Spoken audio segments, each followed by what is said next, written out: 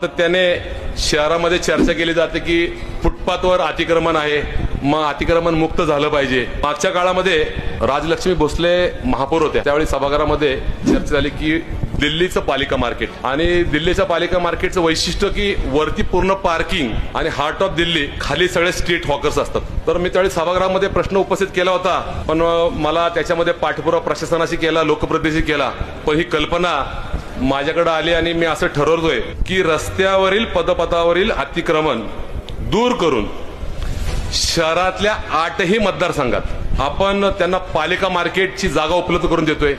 मला असं वाटतं की फुटपाथवरती आता आपण स्ट्रिक्टली नियम केला पाहिजे। माननीय आयुक्त साहेब, फुटपाथवर कोणी असू द्या, मग तो इल्लीगल नाही, जो अधिकृत आहे, या सगळ्यांना एकत्र करून जवळजवळ 450-350 फुटपाथवरचे जे आहेत त्यांचं आम्ही पुनर्वसन ह्या ठिकाणी करतो।